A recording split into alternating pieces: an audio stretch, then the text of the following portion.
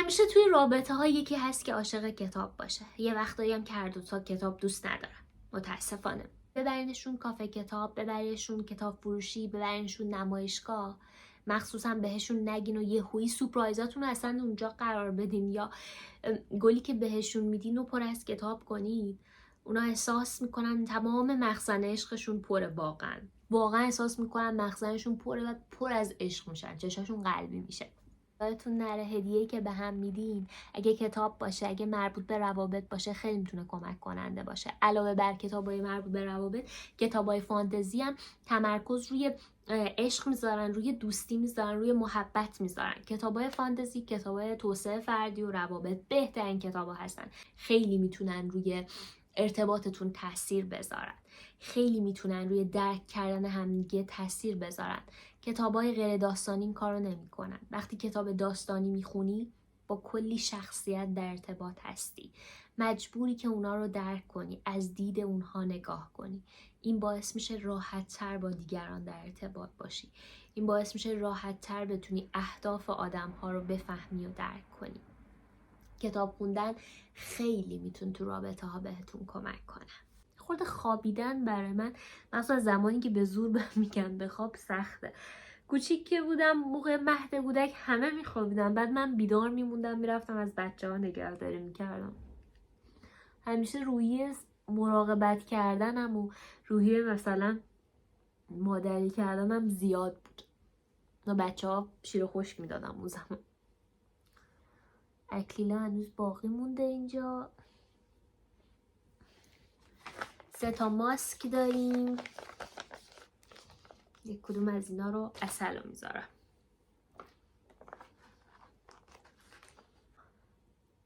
بکنم یه ذرهش هم زدم پاره کردم نه؟ من حدوداً 1 ساعت خوابیدم. بعد دوستم اومد دنبالم، براش هول ساندویچی درست کردم و اونم رفت برام خوراکی بخره که مسیر برام آسون‌تر بشه. چون خواب بودم وقتی داشتم برای ساندویچ درست میکردم مربا زیاد ریختم. بعد مربا ریخت روی پنیر. بهم گفت که من دوست دارم مربا پنیر. همینجوری که من داشتم چای میخوردم و اون داشت ساندویچ پنیر مرباییشو میخورد، از دیدن زیبایی ها لذت بردیم و گفتیم خدای شکرت برای صحنه‌هایی که با هم میبینیم.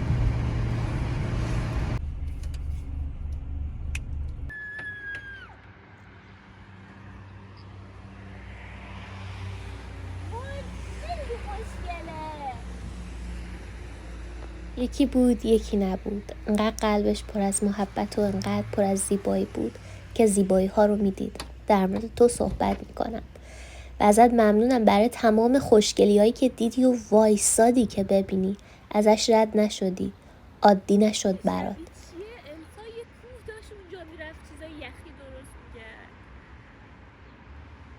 هر باری که اون زیبایی رو دیدی با دقت به تمام جزئیاتش توجه کردی و گفتی خدای شکرت. یکی بود یکی نبود. این دختر عاشق تمام فرهنگ‌ها و کشورها و آدم‌های دنیا بود. بیشتر از هر چیزی از داستان اونا خوشش میومد. اینجا هم دارم چای ریختن به روش عربی و امتحان میکنم و کیف میکنم. خدای من.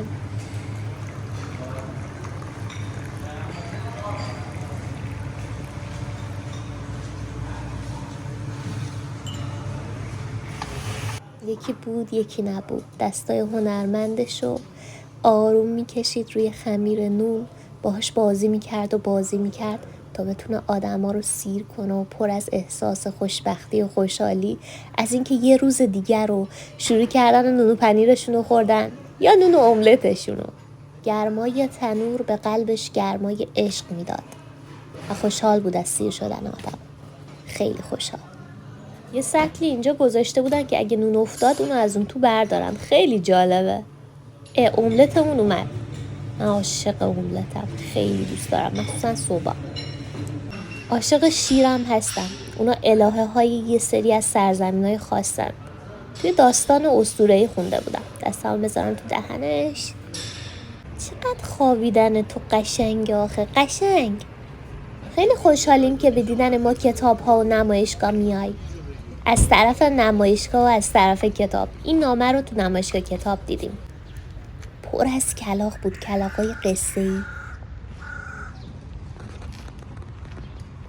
توی سرزمین کتابا کلاغای آسمونی میان به استقبال تو آسمون برات سرود میخونن و خوش آمد میگن.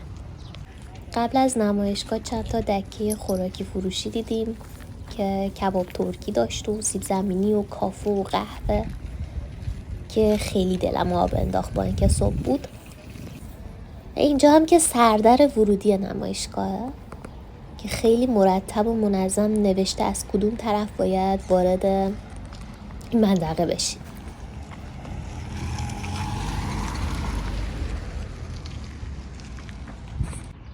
این خانوما داشتن با دقت این تابلو رو میخوندن. منم که دیگه ناشران کودک نوجوان دیدم، واقعا ذوق زده بودم. فقط میخواستم تند و تند به اون مسیر برسم. مثل یک بهشت بود واقعا. یه حوضی بود پر از آب زلال و خوشرنگ.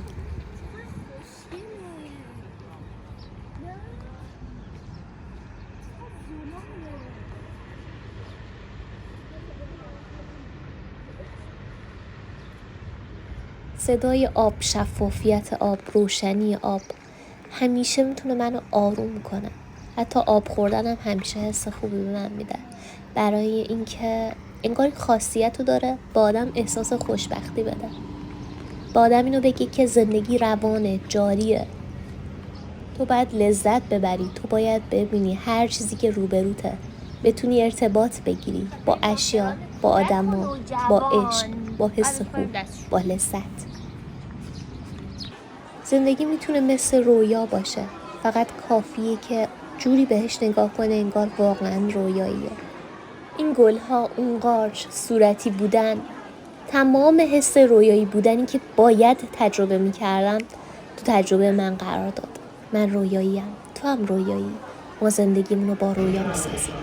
خب اینجا آهنگ سرود ملی پخش شد که نمیتونم بذارم چون کپی رایت میخوره. فعلا همراه من بدوین تا برسیم.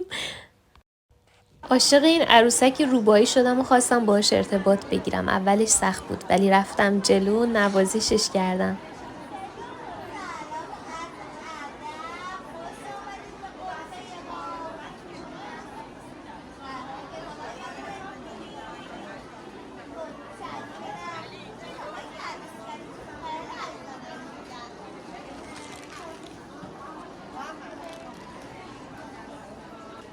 باید بدونیم عشقمون یا دوستمون عاشق چیه. باید یه وقتایی با کفشه اون قدم بزنیم.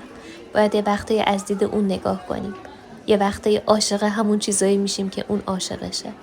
دنیا خیلی قشنگه. عشقی که تو دلمون داریم به هم دیگه منتقل میشه. ذوقی که داریم به هم دیگه منتقل میشه. لبخندی که میزنیم به هم دیگه منتقل میشه. اثر پروانه‌ای. یعنی من هر حسی داشته باشم و هر رفتاری با تو به تو انتقال داده میشه.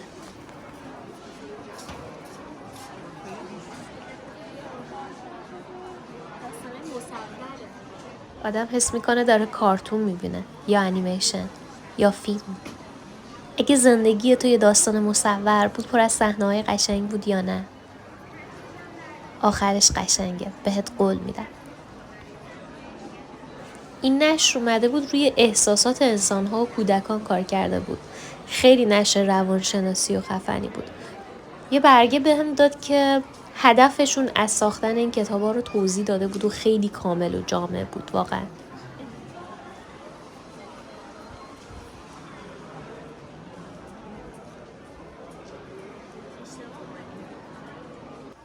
اشتباهی وجود نداره. هر مسیری که رد شدی، هر کتابی که برای زندگیت باز کردی، هر چیزی که برای کتاب زندگیت نوشتی، از تو این قهرمان بزرگو ساخته. آدم ممکنه تو زندگیش هدفهای زیادی داشته باشه ولی توی مسیرش کلی هدفهای کوچولو کوچولو و قشنگ دیگه‌ای پیدا کنه که خیلی زیبان. اومده بودم که برم و کتاب خودم رو امضا کنم و نشر باج برم و چند تا کتاب بخرم، ولی چقدر چیزای زیبا دیدم. اینجا یه غرفه‌ای بود که کلاً در مورد هری پاتر بود. این چقدر با خلاقیت و زیبایی ساخته شده. نقشه هری پاتر، عکسای هری پاتر. این میزی که میبینید پر از نوشته های قشنگیه که از طرف مردم به جا مونده. شاید هدف کتاب بوده، شاید هدف امضای کتاب خودم بوده، ولی توی این مسیر من باید از دیدن چیزای زیبا غافل می شدم؟ قطعا نه.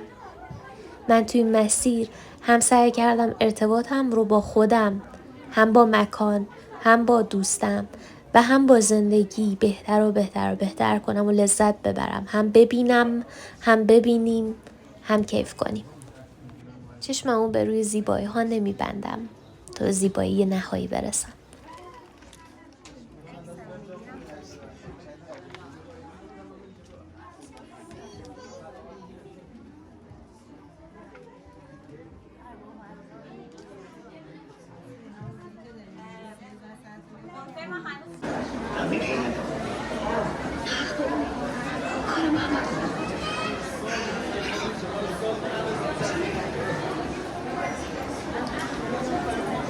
عاشق شدن خوبه. عاشق شدن باعث میشه به همه چی تو عشق بورزی، به همه چی. نسبت به همه چیز ذوق داشته باشی، نسبت به همه چیز خوشحال باشی. زیبایی ها رو بیشتر ببینی، با بچه ها مهربون تر باشی، با خانوادت با خوبی و خوشی رفتار کنی. بیشتر بتونی عاشق خودت باشی. عاشق شدن قشنگترین اتفاقی که تو زندگی میتونه بیفته. البته قبل از همه اینا تو باید عاشق خودت باشی ها. یعنی اگه عاشق خودت نشی نمیتونی عاشق یکی دیگه بشی، نمیتونی عاشق جهان بشی. برای من یه خورده وارد شدن تو مکانهای شلوغ سخت بود، ولی فهمیدم این فقط یه تصوره. من خیلی راحت میتونم ارتباط برقرار کنم. اینو بارها به خودم گفتم. وارد این نشت شدم خیلی شلوغ بود. چشام آروم بستم، گفتم تو میتونی. اینا فرشتن، همه آدمو فرشتن. تو نوری، تو عشقی. یک دالانی برات باز پیشو، تو به راحتی از این مسیر عبور میکنی. شلوغی هم یه وقتایی میتونه قشنگ باشه. نباید تو دایره امن خودت بمونی. خلاصه که اینجوری به خودم حس خوب دادم. اگه توی ترس بمونیم هیچ وقت نمیتونیم اون ترس رو از بین ببریم. اون ترس ما رو برده خودش میکنه. خلاصه یه مسیر طولانی رو با هم راه رفتیم. بعد ناهار قرار شد که بریم به نشری که من باهاش همکاری میکنم. نام مهر و نویسنده کتاب آشتی در آسمان هفتم هستم. دوستم طبق معمول از سقف فیلم گرفت.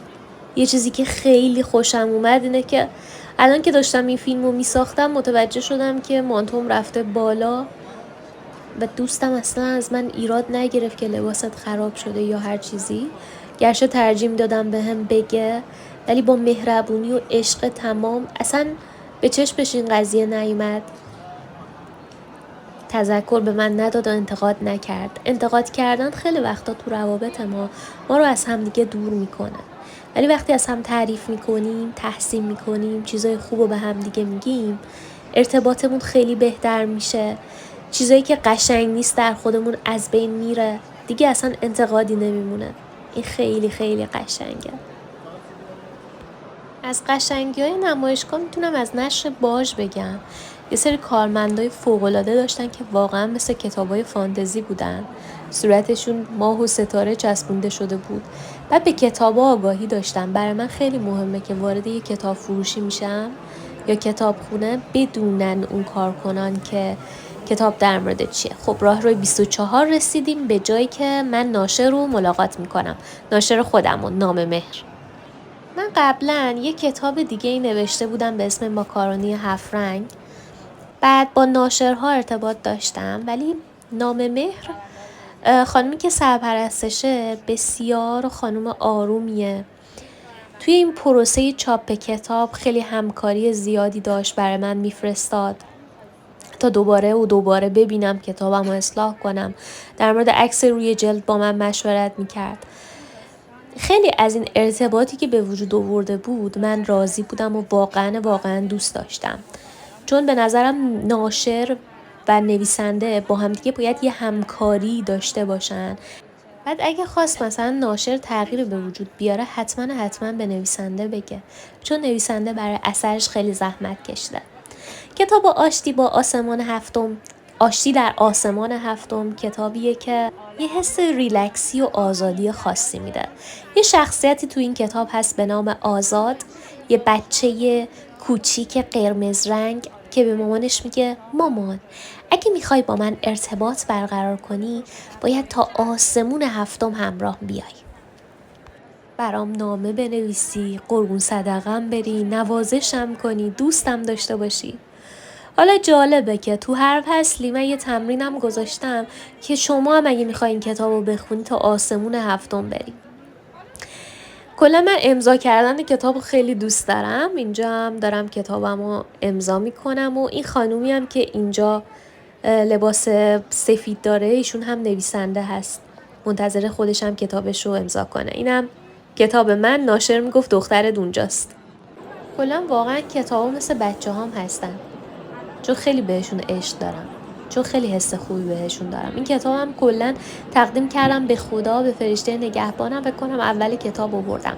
پشت کتاب نوشته اگه احساس ناکافی بودن کردی، اگه مادرت مبتلا به ویروس زمین شد، هیچ عیبی نداره، تو میتونی تا آسمون هفتم پرواز کنی. خب دوستمم شریک موفقیت و امضای کتاب منه. خدا رو شکر. امیدوارم منم همیشه شاهد موفقیتش باشم، شاهد اتفاقای خوب تو زندگیش باشم. دستت درد نکنه. به یه غرفه‌ای رسیدیم که پر از جملات قشنگ بود. منم با صاحب غرفه ارتباط برقرار کردم و یه نوشته قشنگ روی آینه نوشتم که اینجا نیست. که هر دومون به شدت خسته شده بودیم، دلم به شدت آب میخواست. از یه فروشگاه آب خواستم ولی گفتن نمیشه، فروشگاه تعطیل شده. بعد از 2 بار تکرار کردن که خیلی تشنمه گفتن این آب برای خودت، هدیه ما به تو. دستشون درد نکنه.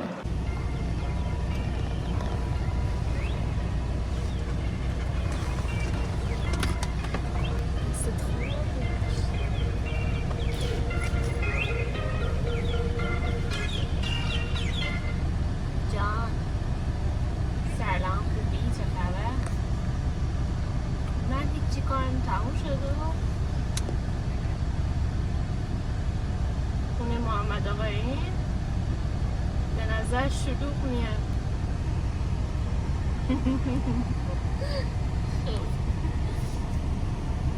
مادر جون رو زنگ زدی موضوع آنجل با شما؟ خریدامو کردن.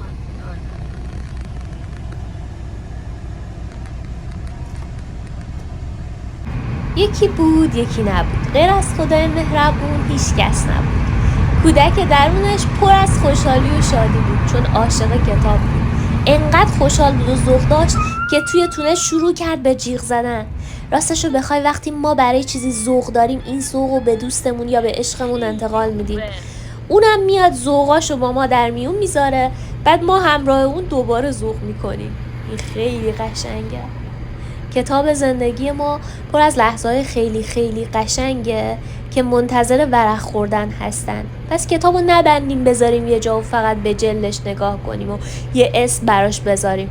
کتاب ما با کتابای فیزیکی فرق میکنه. هر بار اسمش عوض میشه.